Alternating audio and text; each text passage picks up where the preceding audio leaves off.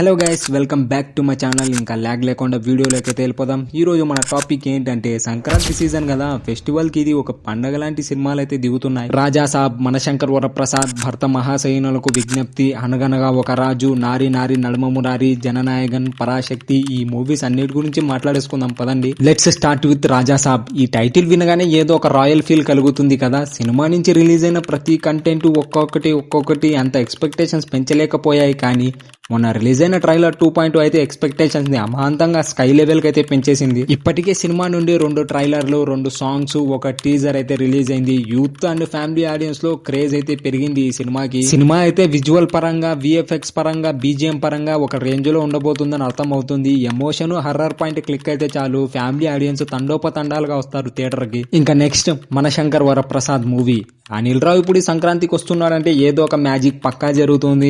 అది ఈసారి చిరంజీవి గారితో కలిసి వస్తున్నాడు కాబట్టి బాక్స్ ఆఫీస్ బ్లాస్ట్ అయ్యే ఛాన్సెస్ ఎక్కువ ఉన్నాయి. సంక్రాంతి అంటే అనిల్ రావు ఇప్పుడు సినిమా అని ఫ్యామిలీ ఆడియన్స్ అంతా ఫిక్స్ అయిపోయారు. దానికి తోడు ఇప్పుడు చిరంజీవి గారు యాడ్ అయ్యారు కాబట్టి ఫ్యామిలీ ఆడియన్స్ లో అయితే ఇది ఒక రేంజ్ లో వెళ్ళిపోతుంది సినిమా. ఇప్పటికే సినిమా నుంచి రిలీజ్ అయిన 2 సాంగ్స్, ఒక టైటిల్ గ్లింప్స్ అయితే ఒక రేంజ్ లో పాజిటివ్ బజ్ అయితే తెచ్చుకున్నాయి ఫ్యామిలీ ఆడియన్స్ ఫ్యాన్స్ మధ్య. అనిల్ రావు ఇప్పుడు ఈ సినిమా అంటే కామెడీ ఒక రేంజ్ లో ఉంటుంది. ఇంకా ఎమోషన్ తోడైందనుకో, ఇంకా ఫ్యామిలీ ఆడియన్స్ గురించి తెలిసిందే. అనిల్ రావు ఇప్పుడు ఈ సినిమాలంటే పడి చచ్చిపోతున్నారు ఇప్పుడు. నెక్స్ట్ రవితేజ గారి భర్త మహాశైవులకు విజ్ఞప్తి. రవణ హిట్ కోసం చాలా సంవత్సరాల నుంచి వెయిట్ చేస్తున్నారు. ధమాకా తర్వాత హిట్టే పడలేదు అసలు. అందుకని ఈసారి పకడ్బందీగా ప్లాన్ చేసి ఫ్యామిలీ ఆడియన్స్ ని టార్గెట్ చేసి సంక్రాంతికి అయితే దింపుతున్నారు సినిమా. ఇప్పటికే సినిమా నుంచి రిలీజ్ అయిన సాంగ్స్, కంటెంట్ అంత ఎంగేజింగ్ గా లేదు, అంత బజ్ అయితే క్రియేట్ కాలేదు సినిమా మీద. చూద్దాం సినిమా రిలీజ్ అయిన తర్వాత మెల్లిమెల్లిగా టాక్ ఏమన్నా పెరిగి బ్లాక్ బస్టర్ అవుతుందేమో. నెక్స్ట్ శర్వానంద్ది నారి నారి నడుమ మురారి. శర్వానంద్కి ఒక అడ్వాంటేజ్ అయితే ఉంది. సంక్రాంతికి వచ్చిన ప్రతిసారి క్లాష్ లో హిట్ అయితే కొట్టాడు. ఒకసారి ఎక్స్ప్రెస్ రాజాతో వచ్చి సూపర్ హిట్ కొట్టాడు, ఇంకొకసారి శతమానం భౌతితో వచ్చి బ్లాక్ బస్టర్ అయితే కొట్టాడు.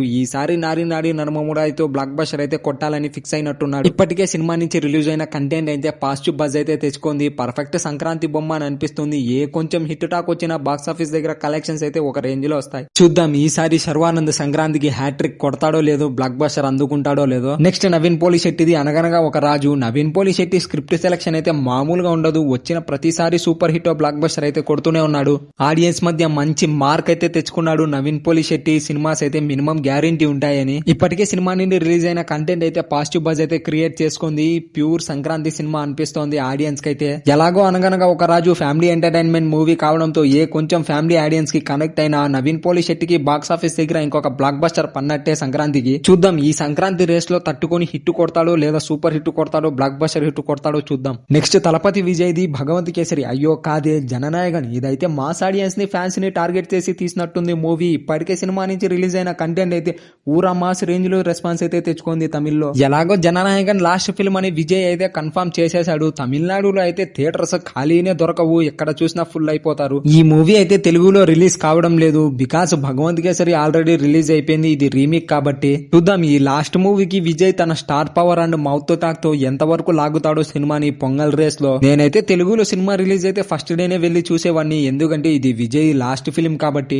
నెక్స్ట్ శివకార్తికేయన్ది పరాశక్తి మూవీ. ఈ మూవీ ఒక పీరియాడిక్ బ్యాక్ డ్రాక్ మూవీలా అనిపిస్తోంది ఇప్పటికే రిలీజ్ అయిన కంటెంట్, సాంగ్స్ అన్ని చూస్తుంటే. మూవీలో ఎమోషన్ ఏ కొంచెం ఆడియన్స్ కి కనెక్ట్ అయినా ఆడియన్స్ అయితే ఒక రేంజ్ లో తీసుకెళ్లి పెట్టేస్తారు ఈ మూవీని. ఎలాగో శివకార్తికేయన్ కి తమిళనాడులో మంచి క్రేజ్ ఉంది, అలాగే తెలుగులో మంచి సినిమాలు తీస్తాడనే పేరు కూడా ఉంది. ఏ కొంచెం క్లిక్ అయిన మూవీ బ్లాక్ బస్టర్ అవడం ఖాయం. శివకార్తికేయన్ ఈ మూవీని పొంగల్ రేస్ లో తట్టుకొని హిట్ చేస్తాడా లేదంటే బ్లాక్ బస్టర్ చేస్తాడో చూద్దాం. ఎంతైనా సంక్రాంతి ఫెస్టివల్ అంటే సినిమాలకి పెట్టింది పేరు. ఆడియన్స్ ఇళ్లలో వంటలు చేసుకొని తినడం కంటే థియేటర్ లో సినిమాని చూడడానికి ఎక్కువ ఇష్టపడతారు సంక్రాంతికి. ఈసారి సంక్రాంతికి రిలీజ్ అవుతున్న మన తెలుగు సినిమాలు, అలాగే అటు సైడ్ తమిళ సినిమాలు అన్ని సూపర్ హిట్ అవ్వాలి లేదా బ్లాక్ బస్టర్ అవ్వాలని కోరుకుందాం. ఫస్ట్ మీరైతే ఏ సినిమాకి వెళ్తారో కామెంట్ చేయండి.